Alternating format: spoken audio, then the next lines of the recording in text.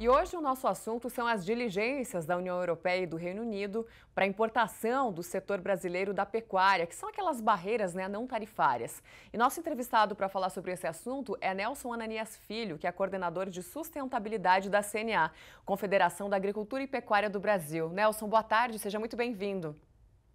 Boa tarde, Sara. Boa tarde a todos aqueles que nos acompanham no Planeta Campo. É uma satisfação poder aqui debater essas questões internacionais. A satisfação é nossa, né, Nelson?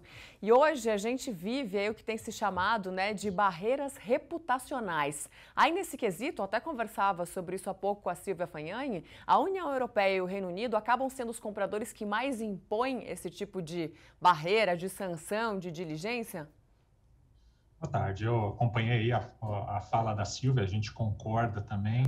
As questões internacionais, elas vêm tendo um peso cada vez maior no sistema e nas cadeias produtivas brasileiras, uma vez que, apesar de a gente conseguir e ter aí propostas como as NDCs, as contribuições nacionalmente determinadas, que são as metas que o Brasil levou na Conferência das Partes do Clima e outros acordos internacionais, cumprindo essas metas. No entanto, a gente tem uma série de ações que ainda precisam ser implementadas para que haja transparência nessa sustentabilidade da produção brasileira.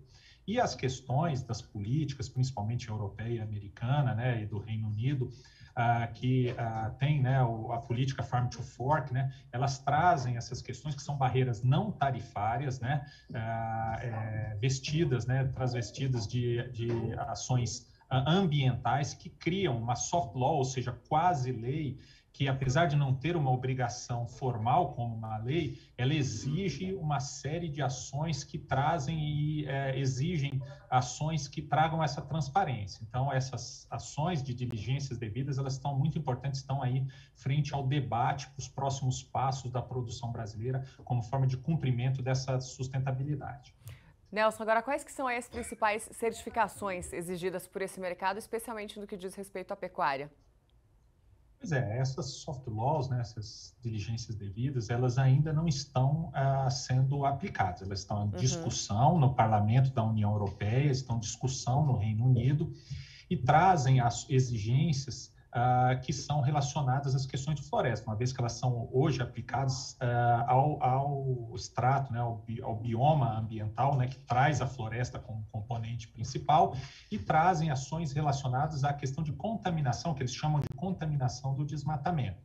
Então, as exigências, elas vão no sentido de que haja comprovação de que não haja dentro do processo produtivo dos produtos que são comprados pela União Europeia e pelo Reino Unido, uma contaminação pelo desmatamento. No caso da União Europeia, desmatamento no geral, qualquer tipo de desmatamento. No caso do Reino Unido, a discussão vai no sentido de combate ao desmatamento ilegal. Então, ela traz uma série de classificações, uma série de exigências. Por exemplo, a questão de rastreamento, de certificação dessas produções, a questão do cumprimento das NDCs, como eu falei, são as metas que são exigidas, que foram propostas pelo Brasil no Acordo do Clima e em outros acordos, e a questão das regras ambientais nacionais cumpridas, como o Código Florestal, Agricultura e de ABC, mas principalmente no caso da definição de florestas, a questão do cumprimento do Código Florestal. Legal. Agora você falando da questão do desmatamento. A gente sabe que o desmatamento legal, como o próprio nome já diz e como você bem colocou, ele acaba sendo permitido pelo bloco econômico. Mas aí, nesse caso, como a gente falou no início da questão reputacional, é melhor evitar para já ir se enquadrando aí essas novas exigências aí dos mercados? Então, a gente está trabalhando para que haja um reconhecimento e a exigência da questão do desmatamento, independente se é legal ou ilegal, é um ponto que está sendo proposto pela União Europeia. Do Reino Unido, eles ainda exigem a questão do desmatamento ilegal. Ela sim, o produtor rural, desde o começo, inclusive não somente pela questão de cumprimento de mercado externo, mas também do mercado interno e regularização ambiental, a CNA trabalha no sentido de cumprimento do Código Florestal. Então, as questões de adesão ao CAR, adesão ao eventual passivo ambiental ao PRA, as cotas de reserva ambiental, ou seja, tudo aquilo que compõe o Código Florestal como medidas de regularização ambiental devem ser cumpridos para que a gente entregue aí o produto mais sustentável do planeta. Então, a gente trabalha e as questões que estão sendo exigidas, elas levam em consideração o país, o bloco como um todo, uma vez que a proposta é classificar o país e todos os países do mundo, inclusive o Brasil, como um grau de risco e dentro de cada grau de risco manter uma exigência, como a exigência do cumprimento da legislação doméstica, ela é uma delas. Para o Brasil, o cumprimento do Código Florestal pesa muito na questão de acesso a esses mercados.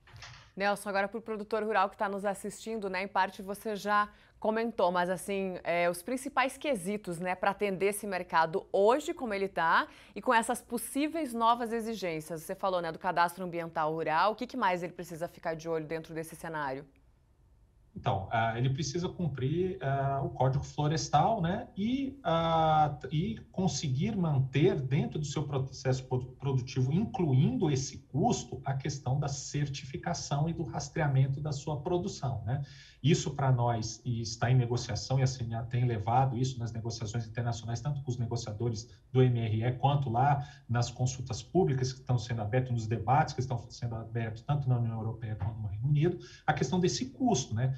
Custear a certificação, ela é muito cara, ela precisa entrar no processo, né, de custo da produção rural, é um processo muito caro, que pode deixar muitos produtores que, apesar de estarem cumprindo as suas obrigações ambientais, deixar ele com um custo tão alto que não consiga acessar esses mercados. Então, a gente precisa trabalhar em ações que levem a termo essa dificuldade das certificações, das metodologias serem implantadas de redução e comprovação dessa sustentabilidade, trazendo a transparência necessária para que a gente entregue e cumpra essas legislações lá fora. Então, essa negociação ela vem sendo tratada da CNA, junto com os negociadores internacionais e dentro desses blocos, para que a gente consiga aí ampliar esse acesso e comprovar realmente a sustentabilidade da produção rural brasileira.